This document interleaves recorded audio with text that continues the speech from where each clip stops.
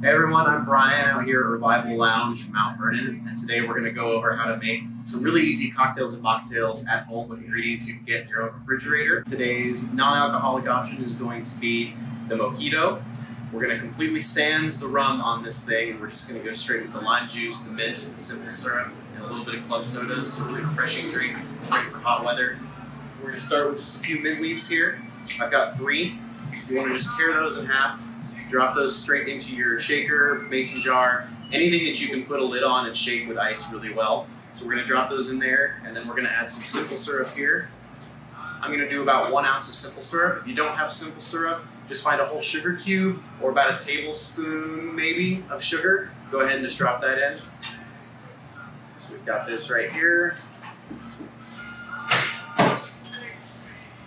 And then next thing you're going to need is a muddler, and if you don't have a muddler at home, some kind of spoon or something you can get into your container to mash things up a little bit would be great. We're just going to come down in here, and I want you to just press in real good on your mint leaves. Really rub those in. You want to break them up, release all the mint oils, and let the simple syrup or the sugar cube kind of help you turn it into like a sauce with a lot of little broken pieces of mint.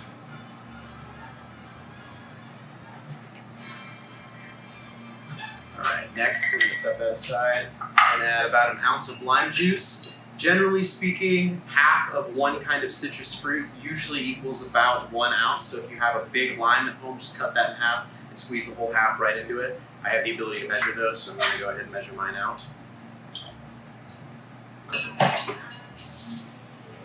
Now if you've got your mint, your sugar, and your lime juice all in the shaker, we're going to add some ice. If you have an ice tray in your freezer, you just want to break out 5 or 6 cubes, or if you have some kind of industrial ice machine, a whole scoop of ice right in there.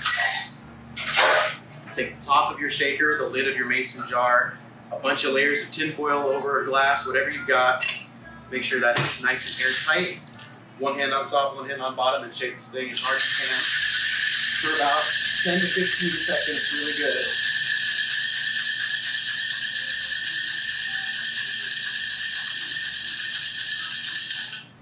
Now we're going to take this, and you're just going to pour everything straight into the glass. One of the best things about the Mojito is that there's no straining involved. You can just throw it all right in there.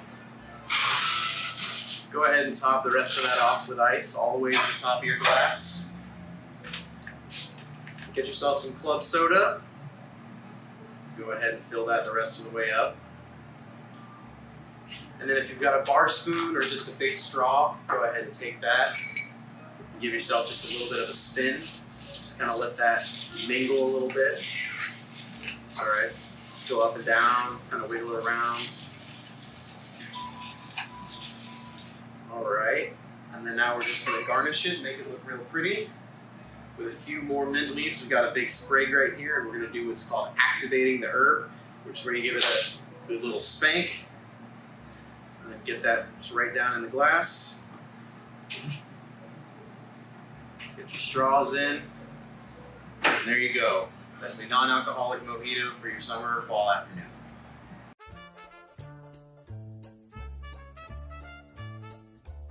All right, now that we've taken care of the non-alcoholic portion, we're going to move on to the boozy portion of it.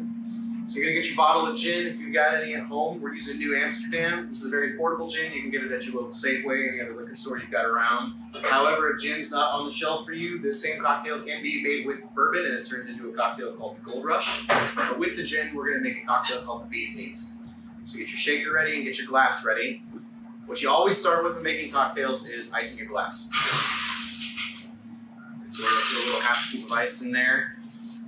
That's going to chill the glass down for us, keep the cocktail colder, longer. Now, generally with cocktails, you want to build them using the least expensive ingredients first. That way, if you make a mistake along the way, you're not out too much. So we're going to start with the lemon juice here in this. For this cocktail, we're going to use 3/4 ounce lemon juice. So if you have your jigger, fill that up most of the way.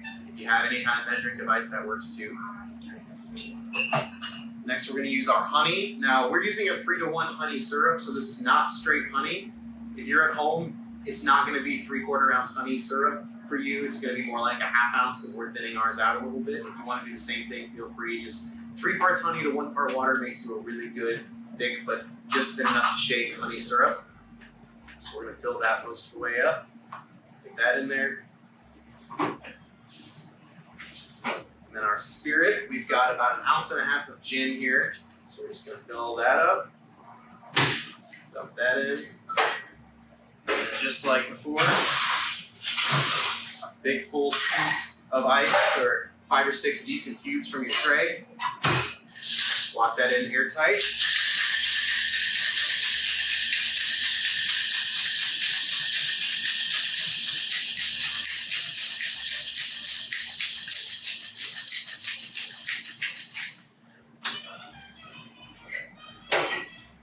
And if you've got a strainer, you're going to want to throw that on there. Dump your ice. And because we're using fresh squeezed lemon juice, I would highly recommend you get a second strainer just to get all the pulp and any seeds that might be in there out. If that's how you roll, then that's how you roll, but we're going to keep ours real clean.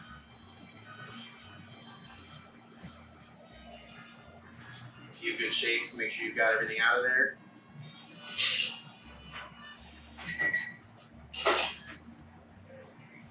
Then I like to garnish this one with a lemon wheel. Just a little slit cut right there.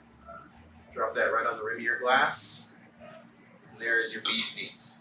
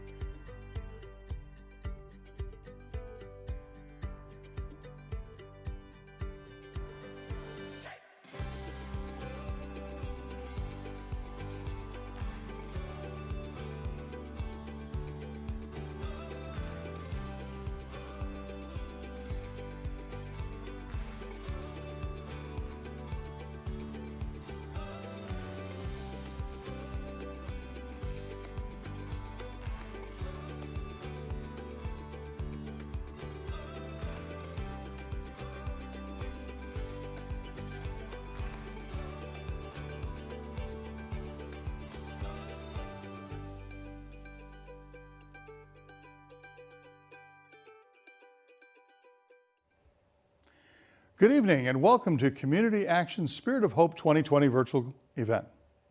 We hope you're staying safe and healthy during this time, and we thank you so much for taking time out of your day to join us for this great cause. My name is Jay Fisk and I'm delighted to be back again this year serving as your MC. And while the COVID-19 pandemic has required us to change things up a little bit this year, we're still excited to present an amazing program to support our crucial mission of helping low-income and homeless community members in our Skagit County.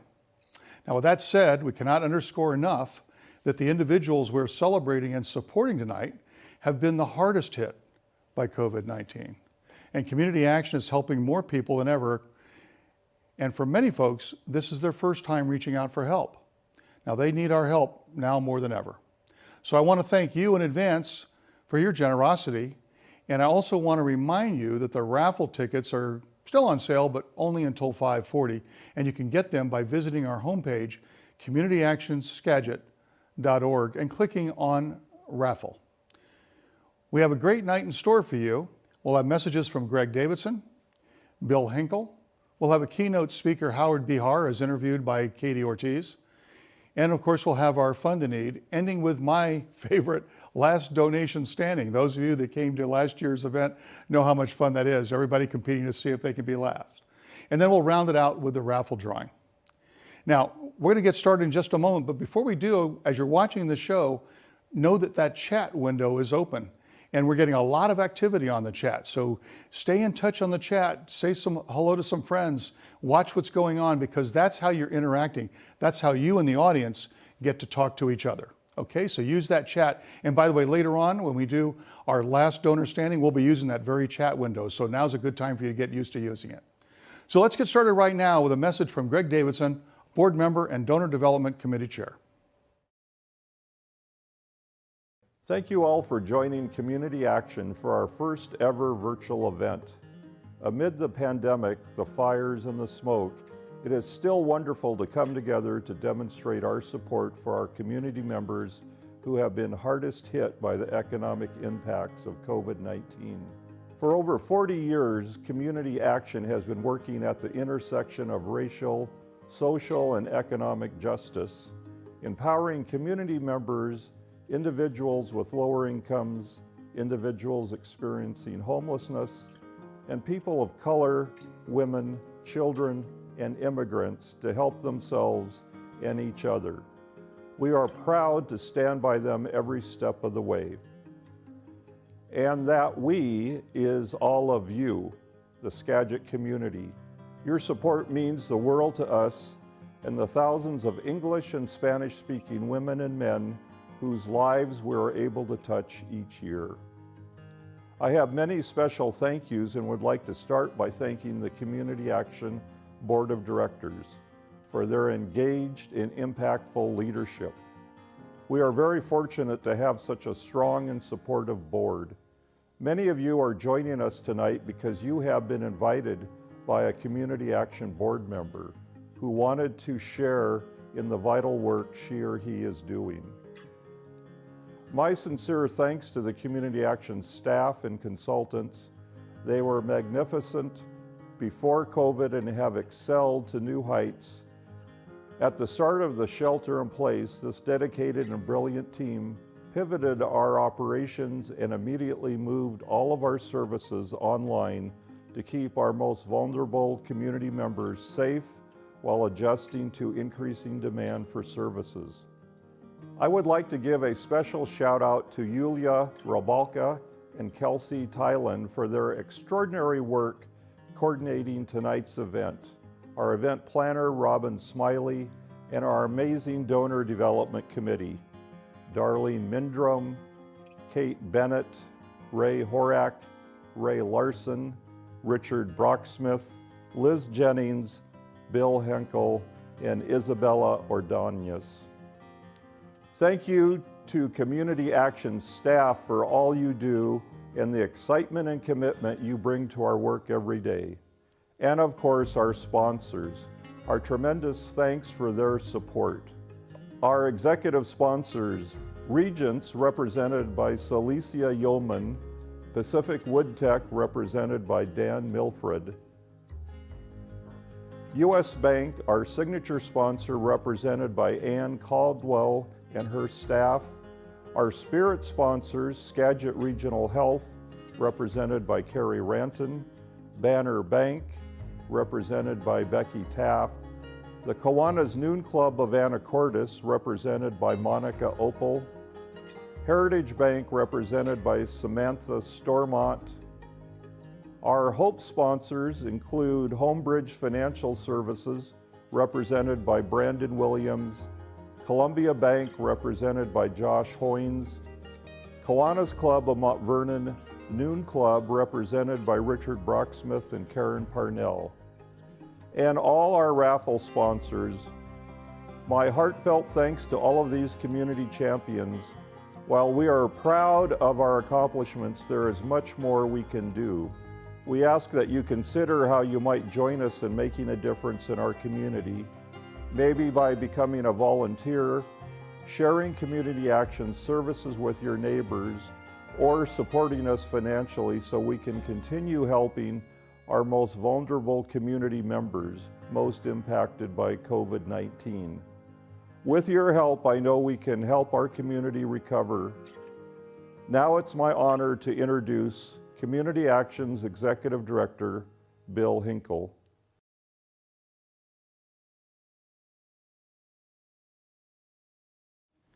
Welcome to Spirit of Hope. Thank you for joining us, and thank you as always for your support and commitment, especially now. Community Action serves an astounding 1 in 5 Skagit residents. Service to others is a cornerstone of who we are. Unfortunately, COVID too often focuses the world inward through its isolation, destruction of dreams, impacts on family, friendship, and sense of community.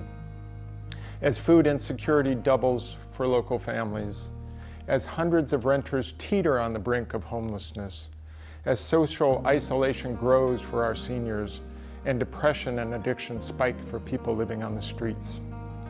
As local businesses close and our children return to school remotely, as more people appear at our doorstep who've never needed help before. But you probably know all that.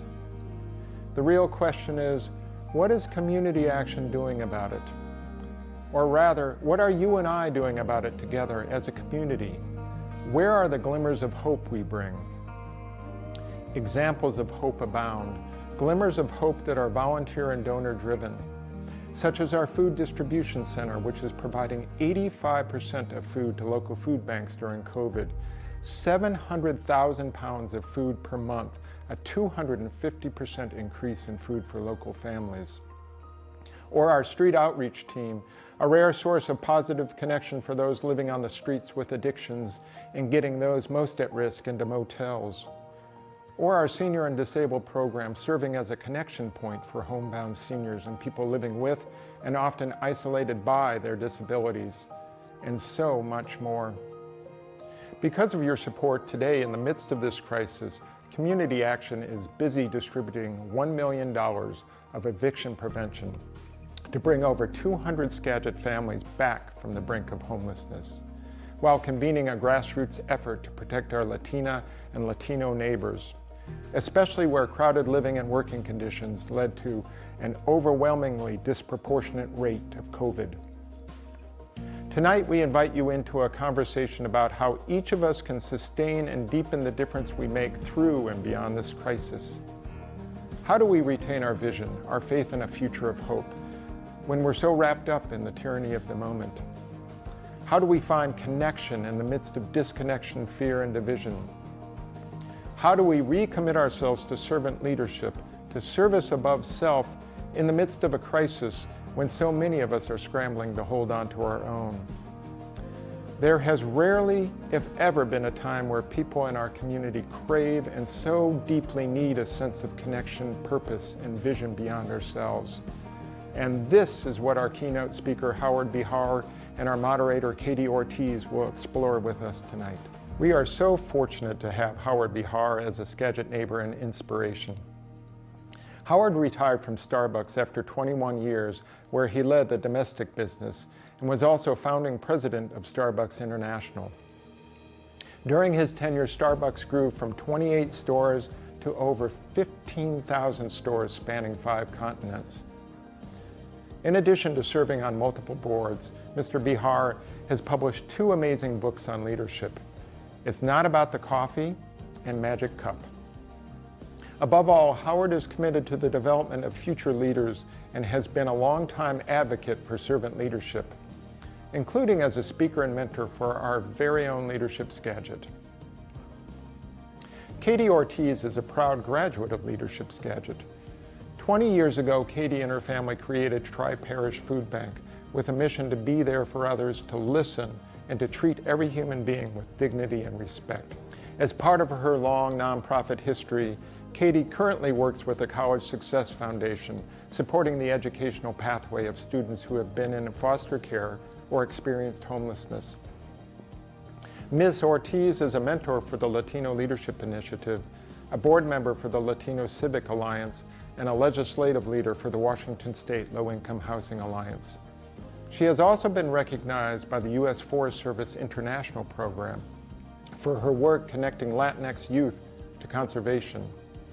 Above all, Katie is passionate about creating a community where all people feel they belong and can thrive. Katie and Howard, we are so fortunate to have you with us tonight. Howard, I'm excited to begin our conversation. I feel like we have a lot in common. We were both influenced by our families. You began working at your father's market in Seattle, and I began helping my parents at the food bank as a child. We both believe in giving until it hurts and the concept of servant leadership. So I read that you were looking for a place to work where dreams and success were the same, and it turned out to be Starbucks. Can you tell us about the 3 human beings that came to be known as H2O at Starbucks? How did you all start your life? Well, the most interesting thing about the 3 of us, there was 2 Howards and an Orrin, and that's how H2O came about. And Howard Schultz came from a very poor family raised in outside of Brooklyn, New York, in a place called Canarsie. And his father, the biggest job he ever had was as a diaper delivery truck driver, and he got hurt on the job and had no insurance. And so Howard learned from a very early age the meaning of not having any resources to help when your family was in trouble. Orrin Smith was raised in Chehalis, Washington. Most people will know, a farming community, kind of like the Valley is. And he had a single mother, head of household, 5 children with a father that had left the family, and his mother had to support all the kids. And so here's Orrin, who was the oldest, having to make sure that the rest of the kids got what they needed. And then me, I was raised by 2 immigrant parents that both came to Seattle in the early 1900s, and my father worked at the Pike Place Market actually in 1911 as a 15-year-old. And he taught me the value of hard work, and they survived the Depression. So we came from not much. What we had in my family was food on the table. The produce might have been a little bruised and brown, and we didn't always have the freshest of fruit, but we always had food on the table. And so the 3 of us really came to Starbucks believing the same thing, that it was supporting people and serving people that really mattered in the work that we did. And that's what drove Starbucks right from the beginning. It was always about the people and always about finding ways to serve the people. We wanted to be able to walk down the hallway in Starbucks and look at everybody in the face and say that we were all in it together. And that's how we built the company. That's how it's run today. Absolutely. I'm the oldest of 6 siblings myself, and I know what that's like, making sure that I can take care of my younger siblings, and my parents just always tried their best to make sure that we had food on the table, even if it was just rice and beans. But to this day, I still love just having a bowl of beans, and sometimes my siblings joke about that. It's the basic things that make us the happiest. It's the basic things, yes, that's right. So what did servant leadership look like at Starbucks? How did that get started?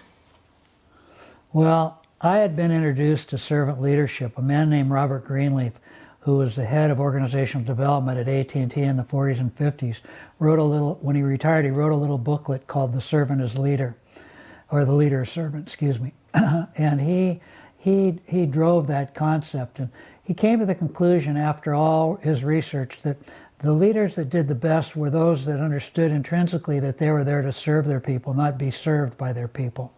And so that's what I brought to Starbucks, was this idea that, you know, if we were really going to grow our organization, that first thing we had to focus on was helping our people grow and helping our people get what they wanted out of their lives before they could really help the organization and grow.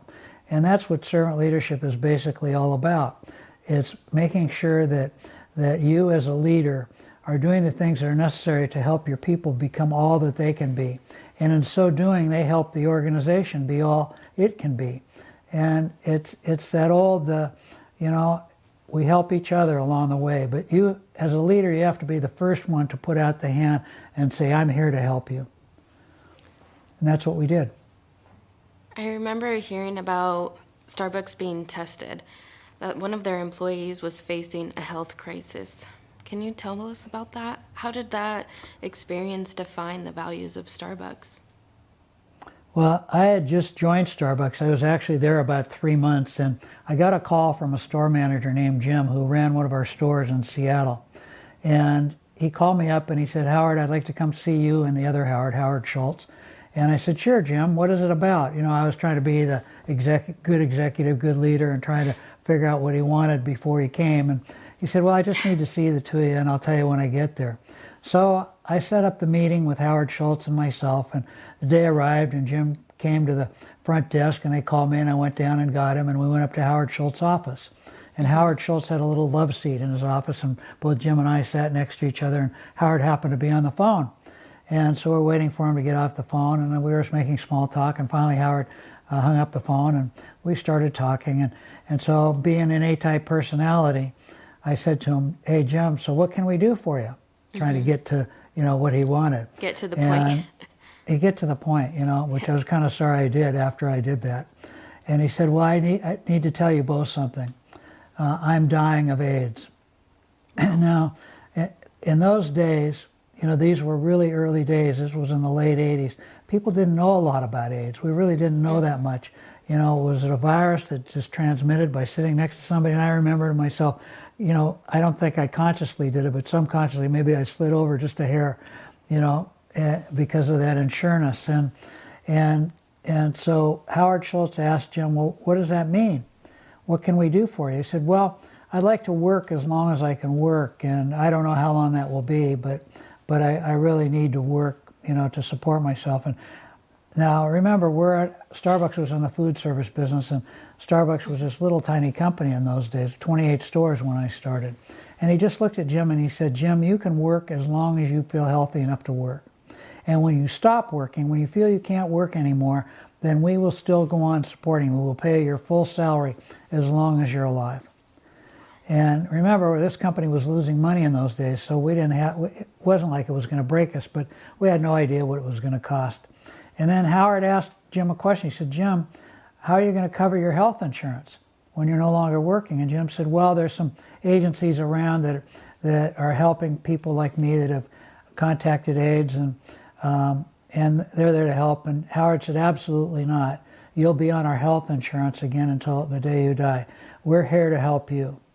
Now, you put it in the context for me. I'm there 3 months. Now, I believed in servant leadership and helping people. That's how I got to Starbucks. Howard Schultz had that in common. The two of us had that in common. But when Howard did that, he was a very young guy at the time. Howard was like 33 at the time. When Howard did that, that told me, really reinforced that I was in the right place. That was the kind of place that I wanted to be, where you would do what it took to help another human being, even if it cost you. See, a lot of people say, I really care, but very few people really do the things that mean that you care. And that means sometimes you've got to take your own resources and give them to another human being. And that experience went throughout the company. Everybody heard about it. Everybody understood it, and it became part of the myth of Starbucks that we will do anything to help another human being. And I can't tell you how many times we spent company resources to help somebody that was sick, where one of our people, we even had store manager give a kidney to a customer once because they needed it. And we encouraged those kind of things because we were there to help the human beings. And so that little experience taught me right away that I could do anything that I needed to do to serve another human being within inside of Starbucks. A very valuable experience. And a Yeah, I humbling can't one, to even say the least. imagine. Yeah. I can't even imagine going into that room and having to explain that to you, saying, you know, I've already thought about how I'm going to handle this and I just want to let you know, and then getting a response so unexpected and so life-changing. Yeah, I don't think he ever thought that's what was going to happen. I think he thought, well, he won't be able to work. But here we said, you're going to work as long as you can work, and we'll take care of you when you can't. And it was, I think that was one of those things that had such a huge impact on the company. It's really lasted forever. So one of the things that's the most important for community action is to listen deeply, especially to those whose voices might be silenced, and then respond in service. In your book, It's Not About the Coffee, you have 10 principles. One is to listen for the truth. What do you mean by this principle? Well, listen for the truth means that you have to listen with more than your ears. And you have to go in not knowing and being a great listener. Too often we go in listening and we already have formed opinions about something somebody is saying, and we can't wait until we're able to get our opinion back out, versus just being quiet and listening and really absorbing what that person is saying to you. Because their truth might be different than our truth. We might face the same exact issue and come out with a different truth. And so we have to understand where they are, not where we think they should be. And so listening for the truth is that being quiet, quieting your brain, and being fully engaged with that other human being. Not knowing the answer, just being willing to open your ears and also to open your brain to what they're saying, and opening your heart primarily. Tonight's event is called Spirit of Hope, and giving hope is the most essential way community action seeks to serve. How can I, as one person, help others find hope? And Howard, this is a big question. In other words, how do you eat an elephant? One bite at a time. One little bite at a time. You can't solve the whole. You have to take the issue and break it into pieces. I mean, and we see it all over the world. When it's done that way, we're able to solve problems. When we get overwhelmed by the largeness of the issue, then we freeze and we get the word that you use, fear. Fear comes out of us. We can't, and the words come into our head, oh, we just can't get that done. But there is nothing that we can't do together, not one single thing that we can't solve. We can solve homelessness, we can solve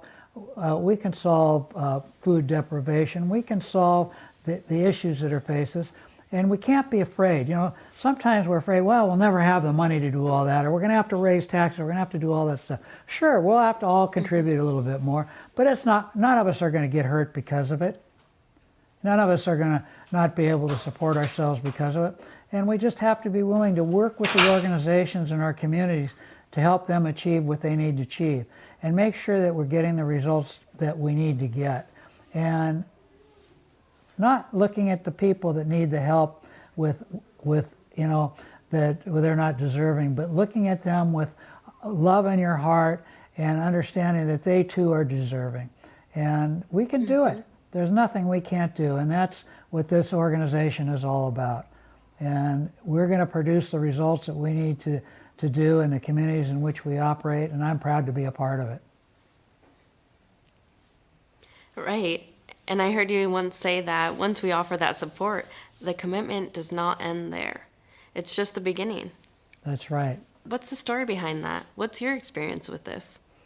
Well, just talking, it doesn't do the job, right? We can Right. go to the meetings and we can say, yes, I agree, yes, but we got to take the time. We got to give the time. And we got to give, if we don't have time and we have a little bit of resource, doesn't take a lot, we got to give that help with the resources. But that you have to step up. You always hear, companies are always saying, well, we really care about our people. But caring only matters if you do something. Talk is cheap.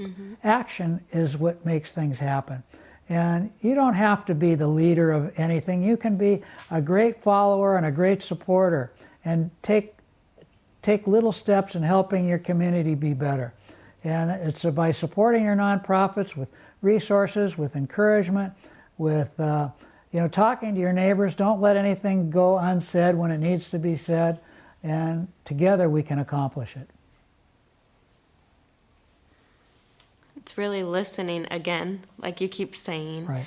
and finding out how you can really make a difference.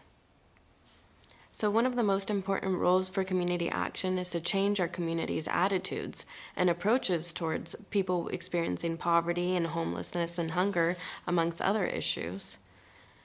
And how do we build a society rooted in love and equity? What would our community look like? Well, for me, it would look like where we have enough introspection that we could understand that there but for the grace of God go I. That any one of us at any time could hit the wall. You could get cancer, right? And you could have all the money in the world, but you've got cancer. There's nothing going to save you except for hopefully doctors can help you. You could lose your job. Things could be going along and all of a sudden, and you're paying all your bills and you're doing everything, and all of a sudden you don't have a job. And that's happening to a lot of people today. Or look at COVID, right? I mean, people that, living a healthy life, and all of a sudden, they breathe in from somebody else that's sick, and before you know it, they're in the hospital on a ventilator and they don't live. And the family is decimated. Never saw it coming. So anything can happen at any time. And we have to understand that we are as vulnerable as the next guy. We can't be judges here. We have to be participants in this world in which we live. And it's so easy to say the words I care, but then not take the actions that really mean that you care. And that's what's going to make the difference, is what you do. Again, not what you say. And I just think that, I have a responsibility to help the communities in which I live, and even broader than the communities in which I live. We have a group of students, for undocumented students that are going to the universities now. We have 14 students. About half of them are in Walla Walla, and half of them are in the valley, and to help them do things. And because we looked at the issue and we said, we have to participate. We can't just avoid it. If we're going to have a better society for all of us, then we have to help the people that are in need and the people that are struggling with whatever it happens to be. And that's my opinion. Don't just talk. And everybody wants to have a better life. And everybody wants to be treated with respect and dignity. Everybody wants to grow as human beings. Everybody wants to love and be loved. And, I think as a community and as people, our major role in life is to try to help people have those things. Everybody. How do we make that happen? How do we look back and say, what I'm doing every day, or what I'm doing on the weekends, what I'm doing in my work, it's all for positive change, that what I'm doing for my community is actually making a difference in people's lives? What do we look at to guide our way? Well, I think you have to evaluate yourself every day. I have a mission statement that goes like this. Every day I want to nurture and inspire the human spirit, beginning with myself first and then others. And the reason why I say self first is what I've learned is if I'm not okay with me, it's very difficult to help another human being.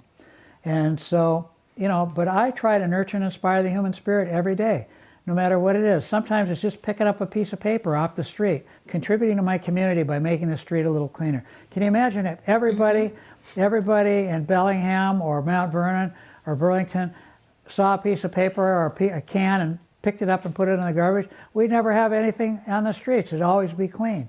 And so it's taking the actions that are necessary to make things happen. And that's how it works in life. And you have to, that mission statement, drives my life. And everybody, you don't all have to have a personal mission statement, but you have to have a belief in why you're here, what you're here to do, what you're here to accomplish. And it has to be bigger than you. It's got to be something that draws you towards it. A purpose in life that is bigger than just fulfilling your own needs, helping others get what they need out of life. And if you can do that, even if it's just a little tiny bite, even if it's going to the food bank and dropping off a bag of groceries, even if it's only giving $5 to one of your local organizations, even if it's going to the school and helping some young child learn how to read, even if it's supporting some undocumented student that needs a little help, maybe needs a little coaching, even if it means going over to your neighbor's house when they're struggling with something and maybe cooking a meal because they're sick. Anything. Do something to help another human being. Serve others, because at the end of the day, the only reason any of us are put on this earth is to serve other human beings.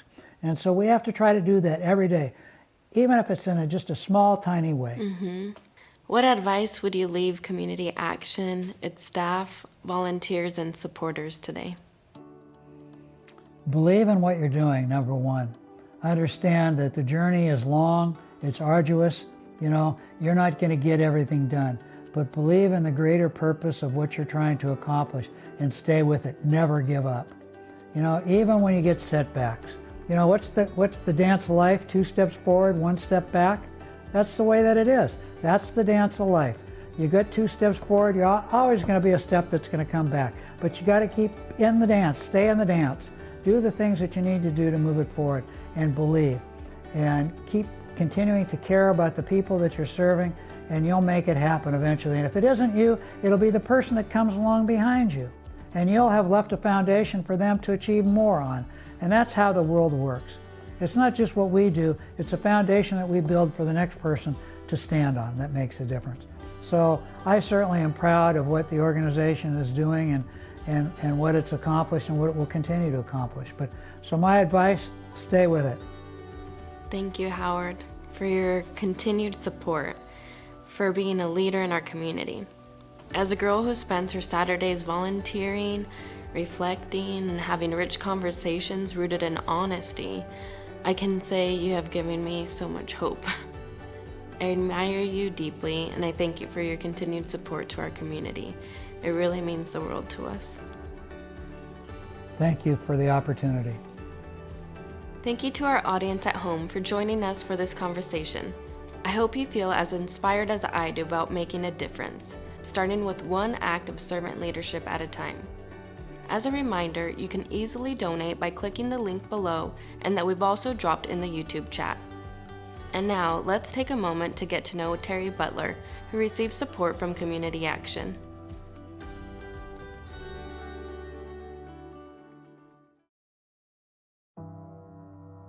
My name is Terry Butler. I was born in Beaufort, Georgia. I became disabled in San Diego, working for General Motors and Courtesy Chevrolet. After having a couple of heart attacks, my doctor recommended that I not do this work or do something less stressful. Not having any children or married at the time, it was easy for me to just up and leave. And I came here to Washington State, threw a dart on the map, so to speak, and ended up in Skagit County. I don't know if I can express this.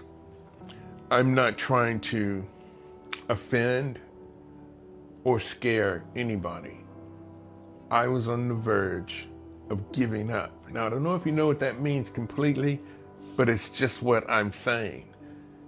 I had one step from just saying, forget this. This isn't working. But that was before I met Diane. First day I called Community Action. Operator answered, and I told her a little bit about myself. I said, hey, I'm disabled. I'm living in a trailer. I don't have any food, and I need help. And the lady knew right what to do. She said, hold on a minute, I'm connecting you with our disability executive, and she'll be able to provide information and assistance for you. I explained to Diane my situation, my age, my disability, my needs. She listened to me, and then at the end of her listening to me, she says, can I have your address again? I gave her my address, and she said, I'll be over today. If you can imagine, if somebody's trying to give me CPR or whatever, because I can't breathe, and they say, breathe, Terry, and they hit me on the chest, and I still won't breathe. They said, breathe, Terry. Then I started to breathe. And I'm not gonna let anything stand in my way of making Diane proud of me because she put everything she had into not saving me, but giving me hope. I fell and hurt my ribs and my hips and my lower back, and I needed crutches. I went to the emergency room. I called my insurance company, and they said, oh, we'll have them to you in 7 to 10 days. It took them 10 weeks to send me crutches. But through Community Action has Diane. Diane had my back. She got me a cane, and she got me a $5,000 donated wheelchair to help me get from point A to point B. Can't ask for anything better than that. Community Action has been 100%. Diane has been 1,000%. She has the heart human beings need to have towards other human beings. Didn't care if I was a Republican or a Democrat. She didn't care. This man needs help. And she was going to do it, hell or high water, doing something for someone else.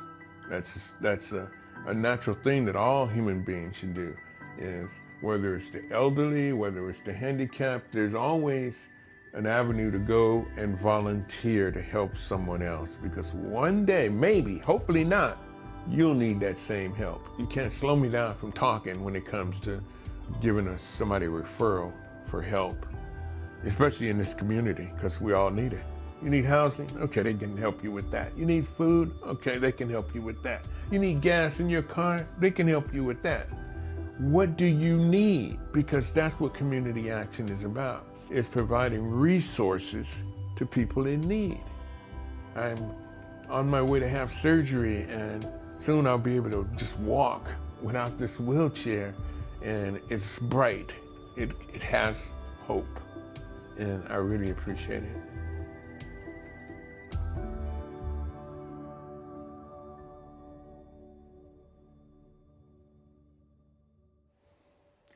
Thank you, Terry, for sharing with us your story. You know, Terry's story captures exactly what Community Action is all about and exactly why we're here tonight.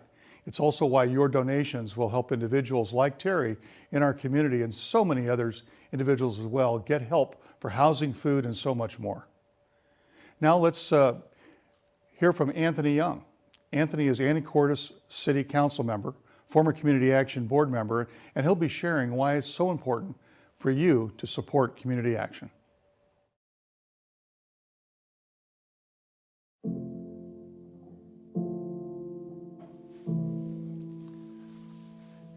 Hello, everyone out there.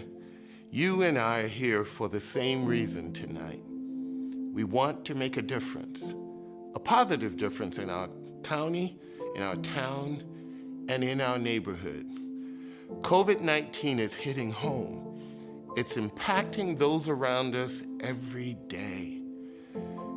Do you find yourself saying, what can I do? How can I help?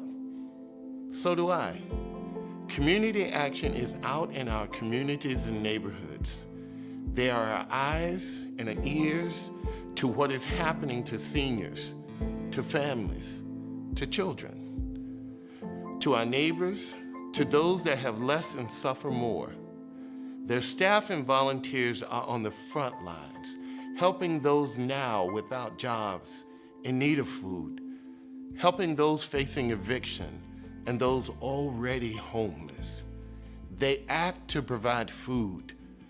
They act to prevent eviction.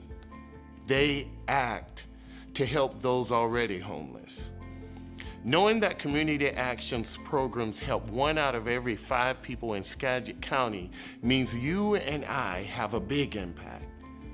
Community Action provides a meaningful way for all of us to respond to this deadly and life-changing crisis.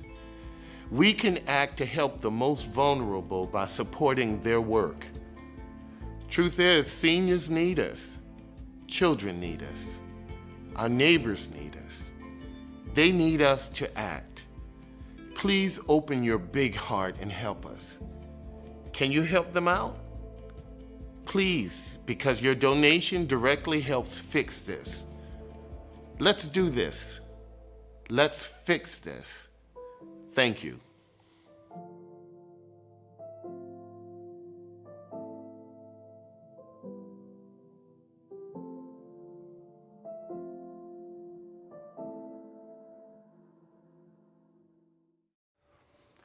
Thank you, Anthony. And well, that is impact.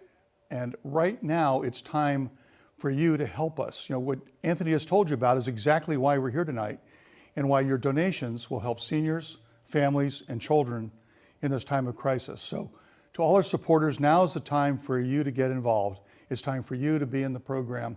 And this is where we invite you to carefully consider a donation to Community Action so that they can help our most vulnerable community members during COVID-19. You know, tonight we set a goal of $70,000 and we're getting very close to it. We're within reach of it, and we want to hit it tonight. We want to exceed it tonight. And so your donation right now will help Community Action meet the increased demand for services like food, basic needs, housing. We can help community members most impact to recover and thrive during this post-COVID economy. They need your help. We need your help. Here's how you're going to do it. You can go to the website address, and at the website address, you can click on the bottom, and it's right on the bottom, and you can go ahead and go there. Or the easiest way, you should probably have your cell phone in your hand right now, just like I do. If not in your hand, it's probably an easy reach. So just take out your phone and send a text. The text is going to go to 50155, and you're going to text SOH 2020 to 50155. That's text SOH to SOH 2020, excuse me, SOH 2020, as in 2020, to 50155. When you send that text, you'll be able to immediately make a donation. We're going to actually be watching the donations on our screen, and we're going to watch the thermometer go up. And right now we're over $60,000. We're less than $10,000 away from $70,000. We'd like to actually hit and exceed that $70,000. So to help us do that, check your wallet, check your purse. If you haven't already donated, feel free to donate again. If you have already donated, feel free to donate again. If you haven't already donated, well, what are you waiting for? Donate now, okay? We've already had some tremendous amounts of support from our fundraising teams. Great teams did a super job for us. We'd like to give a big, huge shout out right now to our top 5 teams. Team East County helped us out. Thank you so much to Team East County. Team Henkel, great job. Team Servant Leaders, wonderful. Thanks for helping us out. Team Bulldogs, Team Bulldogs 74, thank you. And Team Grateful Givers, thank you. To all the teams that helped us leading up to tonight, thank you so much for your generosity. And mostly thank you for participating either on one of the teams or for what you're doing right now. So now it's your turn. Get your phone out. SOH 2020 to 501, I think I did that right, to 50155, 50155. SOH 2020 to 50155. Please do that right now. All right? So we're going to start looking at the donations come in. We're going to take a look at them. I've actually got them on my iPad here. So let me do a quick refresh and see if we can do some donations coming in.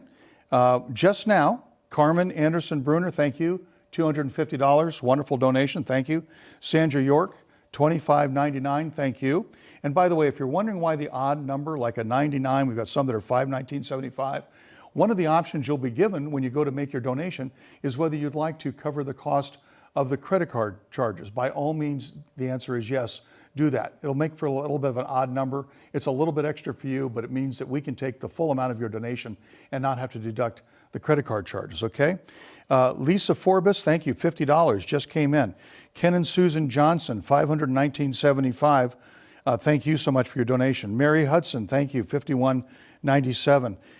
Brittany and Scott Holly, $1,500 they donated just a few minutes ago.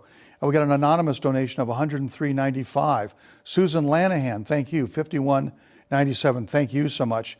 Dave Paul, thank you for your donation. Bill Hayton and Lawrence McCullough, $1,000. Thank you.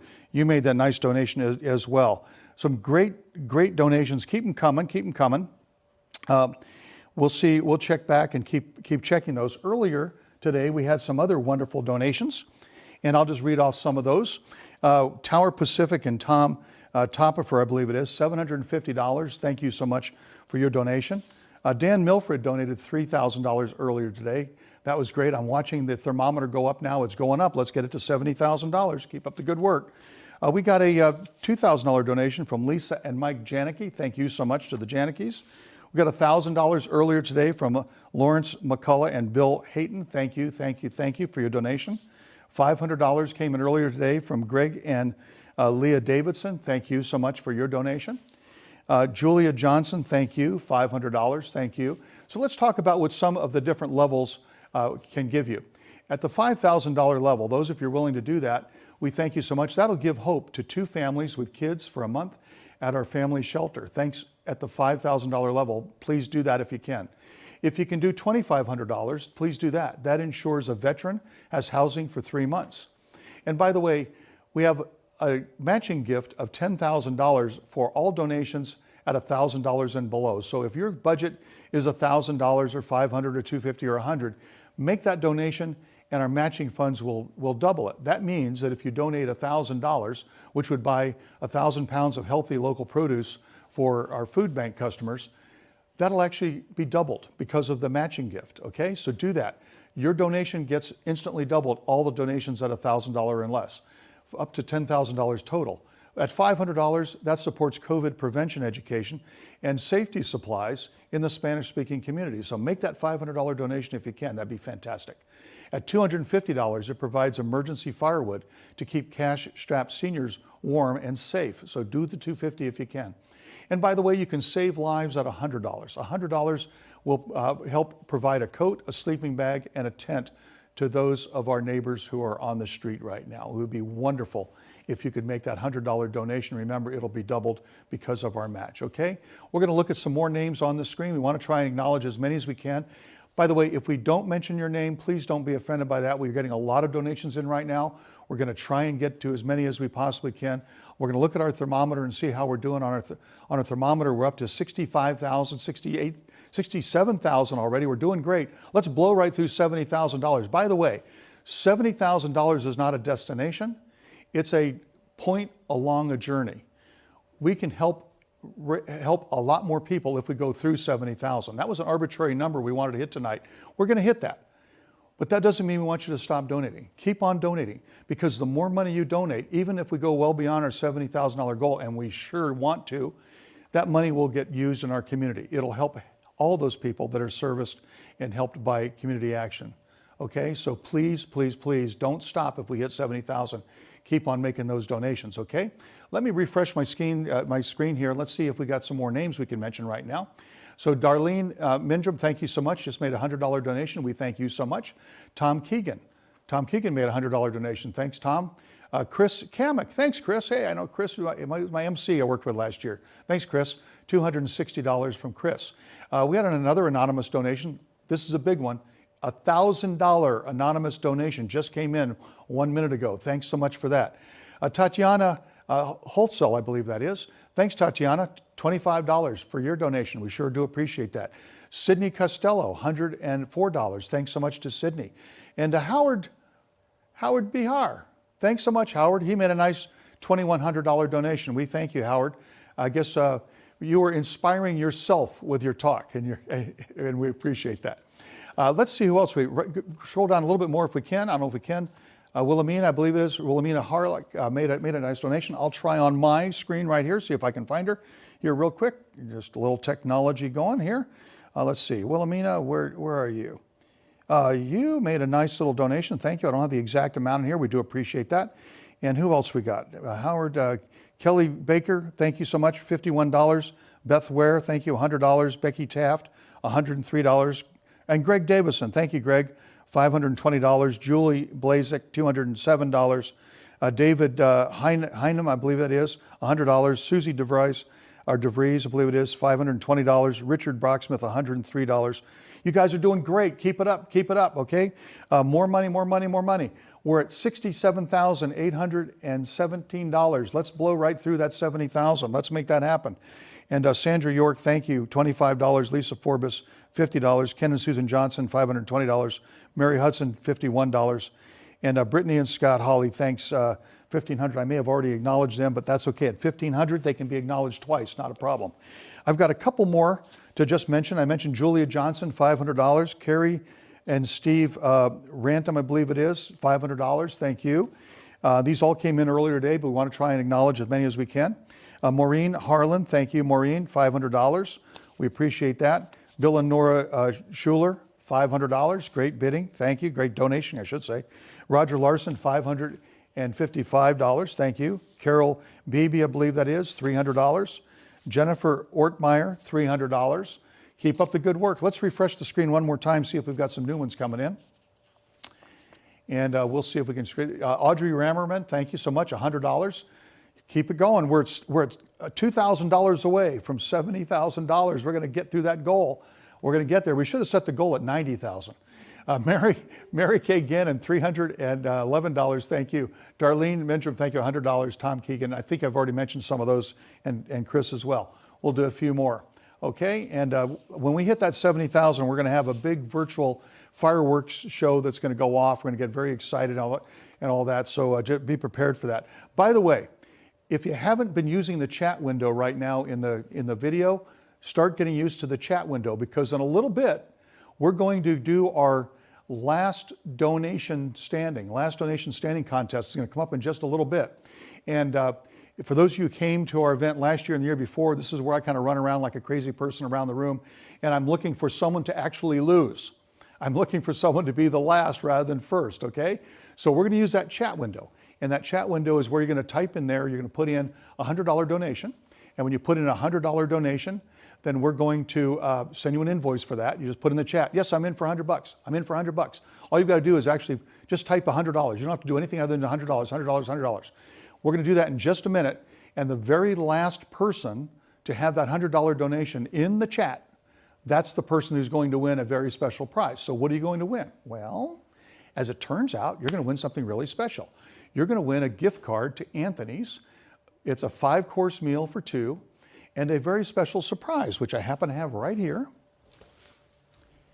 And this is the very special surprise. So you're going to get that $100, you're going to make a $100 donation, and you're going to get the Anthony's gift card, good for the 5-course meal and a very special surprise. That's a surprise. Now, let me caution you, don't open the surprise before you go to Anthony's. You may never end up at Anthony's, okay? Or maybe you want to come back from Anthony's and open that if you'd like. So here's how to play. Pretty simple. What you're going to do, I'm back again. What you're going to do is you're going to go into the chat window, and you can start doing that right now, okay? Go into the chat window and just type $100. It'll already be attached to your name. I'm going to take a look at my, let's see, I'm going to take a look at my window here real quick. There it is. There's my chat window. I'll see how we're doing. And I'm going to start looking for $100 commitments. In your chat room, just type $100.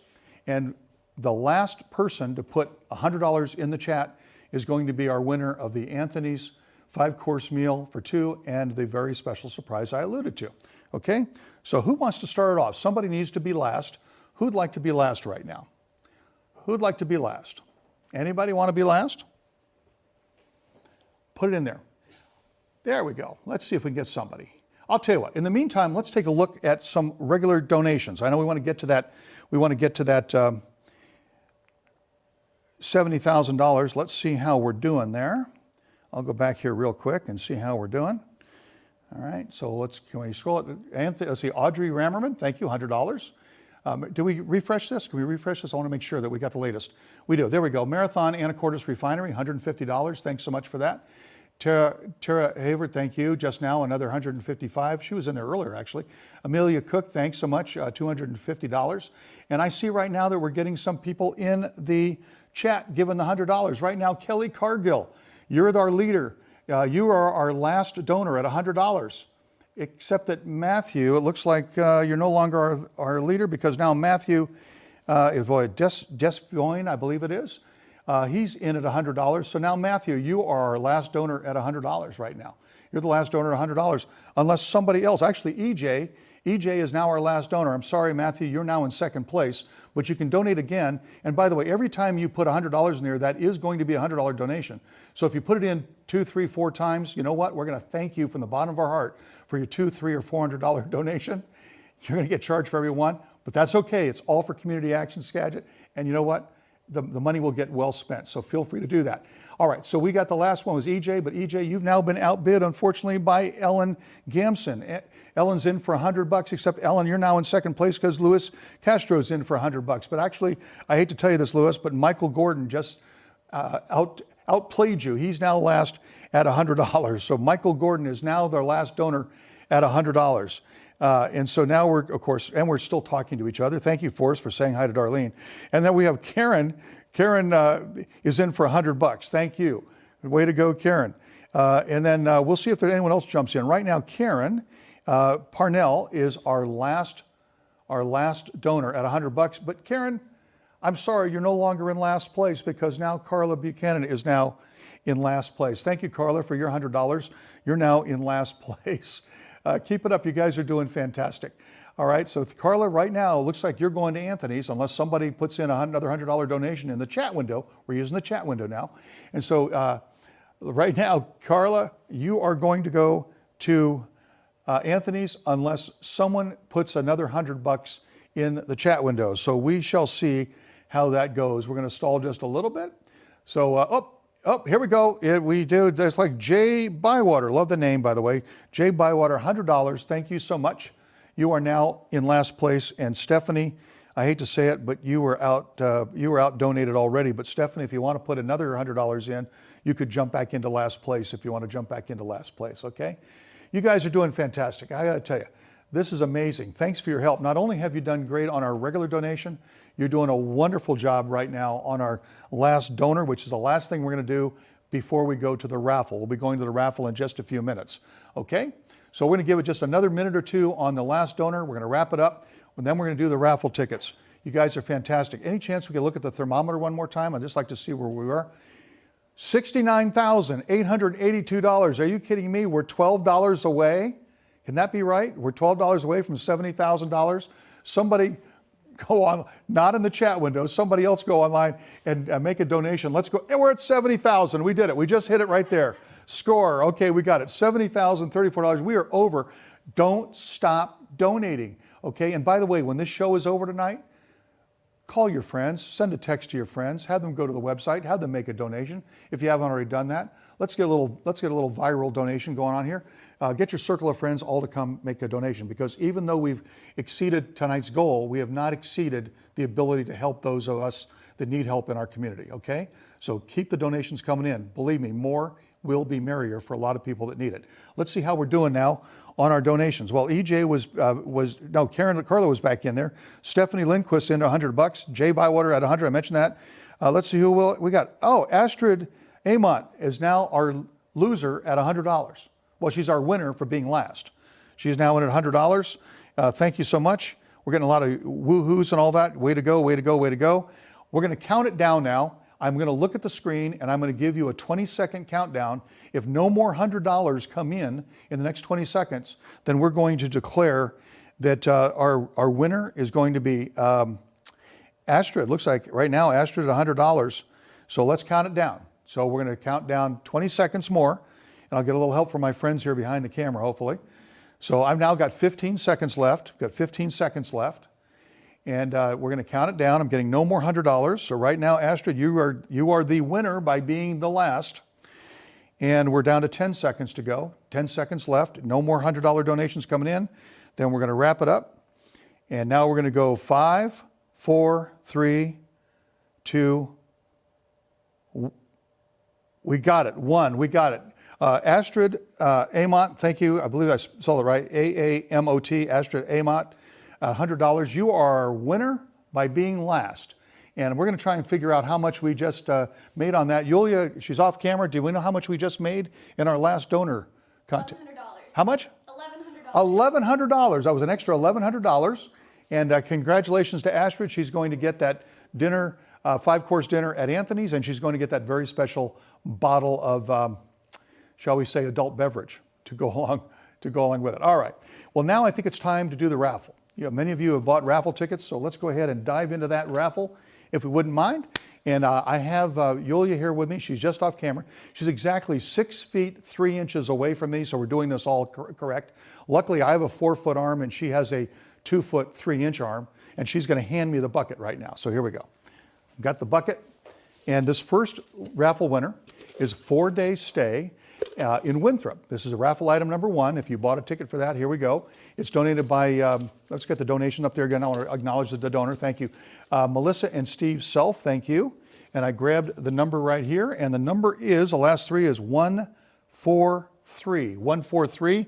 And we'll figure out who. 143 is Thomas Topfer. Thomas? T-O-E-P-F-E-R. Thomas Topher. Thomas Topher, thank you.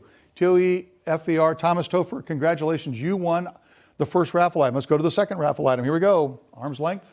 This one is a Lacana Getaway for 2, donated by Carrie and Stephen Ranton. Thanks so much to them. It is raffle item number 2, and the last 3 digits are 260. 260. Stephanie Morgeridge. Stephanie Morgery.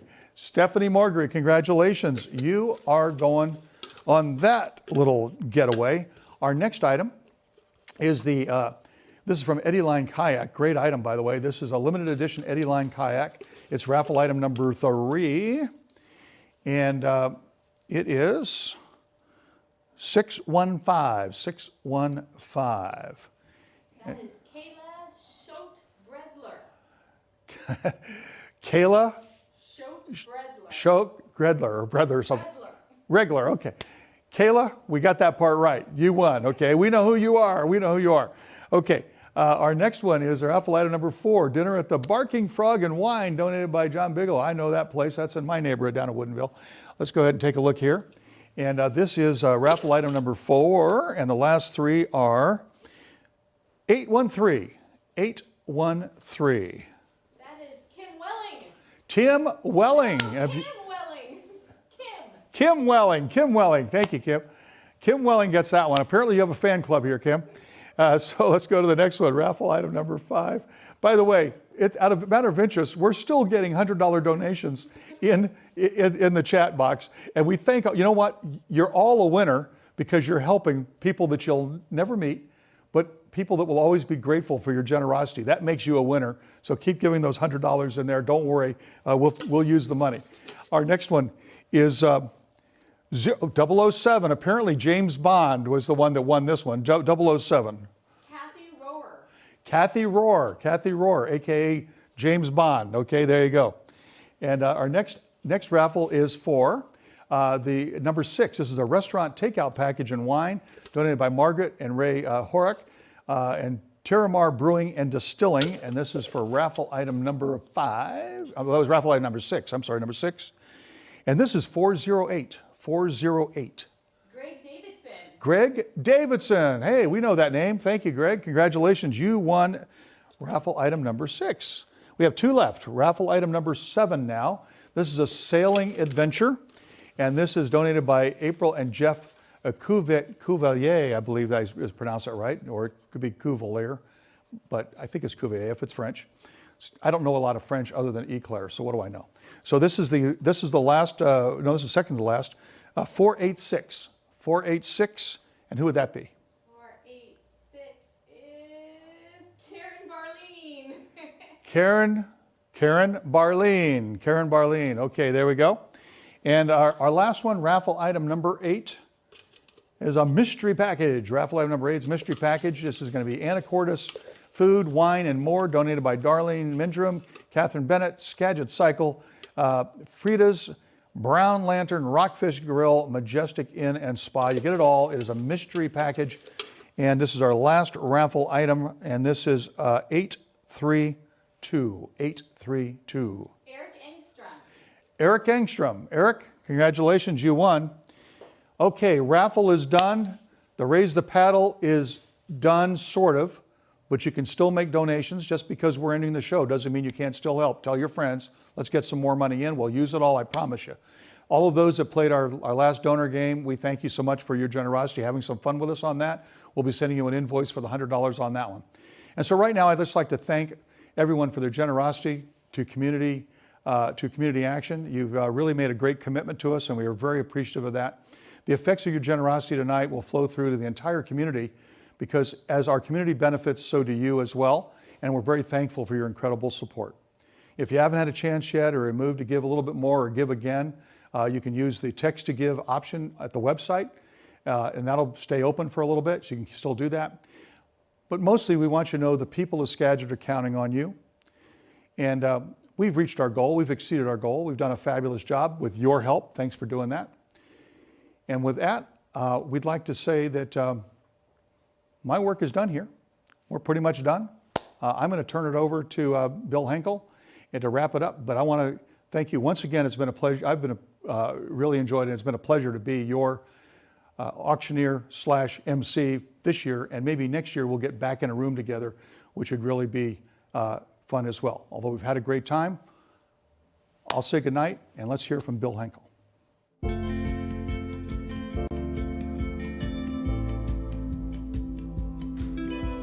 On behalf of Community Action's team of board and staff, our heartfelt thanks to each of you for joining us tonight, for your boundless generosity, and for the difference you make. Thank you for working beside us and with us, and for inspiring and supercharging our mission. Special thanks to our sponsors, our executive sponsors, Pacific Wood Tech and Regents, our signature sponsor, U.S. Bank, and to all of our sponsors. Thank you to our fabulous MC, Jay Fisk. Thank you to our talented donor development team, Yulia, Kelsey, Robin, and to our star-studded donor development committee. Thank you again for brightening our world. Take care, stay safe, and forever hold on to your spirit of hope.